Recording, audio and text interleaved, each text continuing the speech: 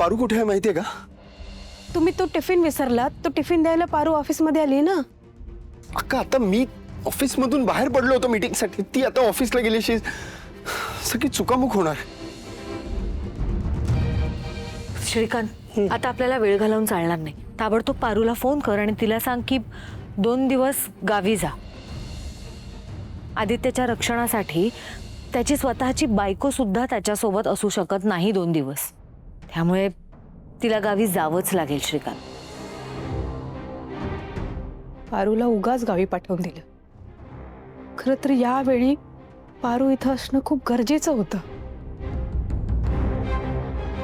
तिला इथल्या सगळ्या गोष्टी समजायलाच हव्यात. काय करू? फोन करते तिला.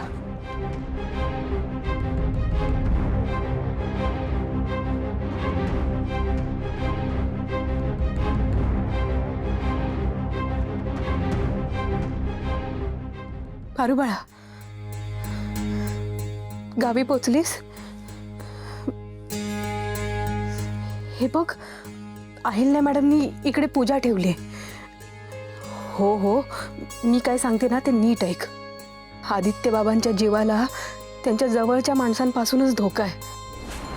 त्यांच्यावर खूप मोठं संकट ओढवणार आहे असं गुरुजींनी सांगितलंय.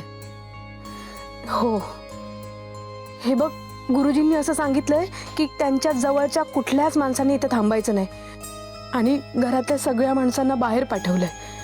कोणीच नाही आता घरात. पारू बाळा, तू आदित्य बाबांचं सुरक्षा कवच आहेस. तूच त्यांचा जीव वाचवू शकतेस. तू मनापासून आदित्य बाबांसाठी प्रार्थना कर. इकडे आम्ही सगळी पूजा करतोच आहोत, पण तू जितक्या लवकर होईल तितक्या लवकर इथे परत ये.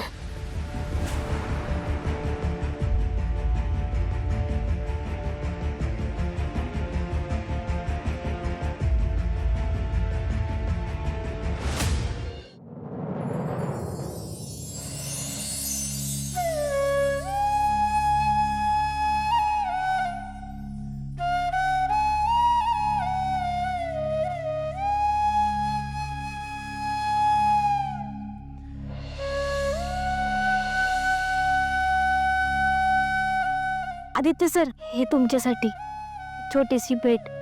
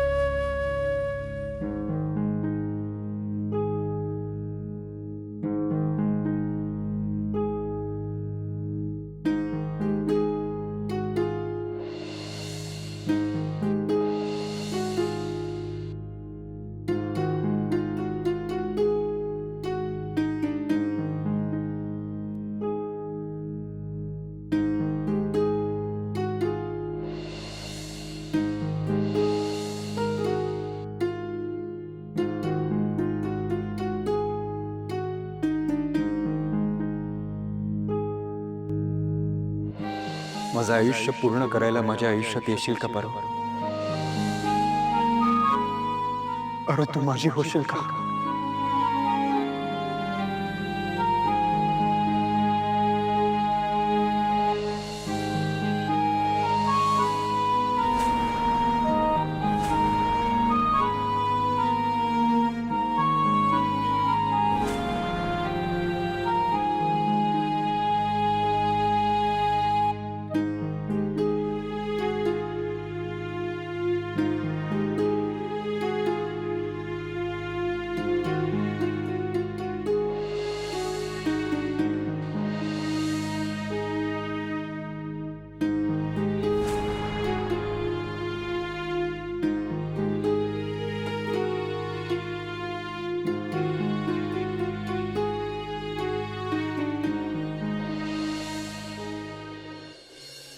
आदित्य, हात पुढे करा.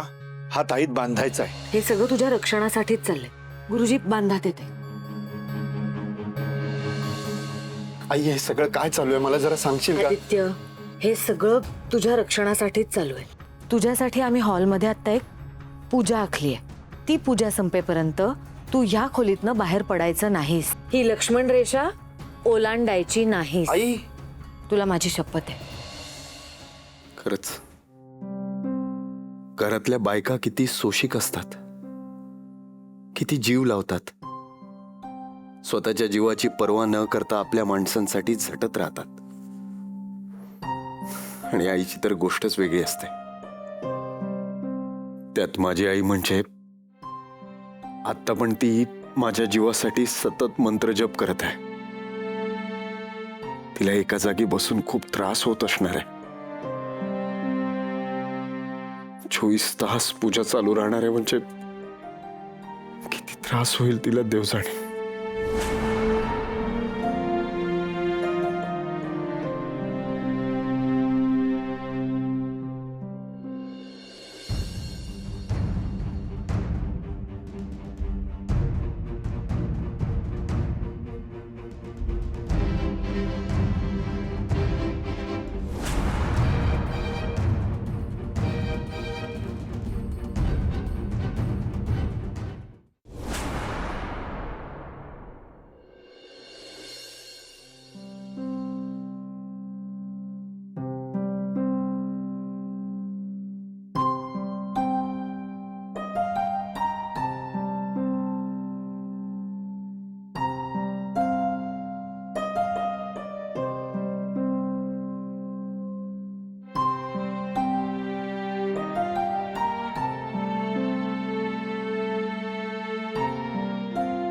अरे यार, अचानक डोळा लागला. आईचा मंत्र जप अजूनही सुरू आहे. आई किती त्रास सहन करशील का माझ्यासाठी? मी बाहेर येऊन तुला साथही नाही देऊ शकत. देवा, माझ्या आईची काळजी आता तुलाच घ्यावी लागणार आहे.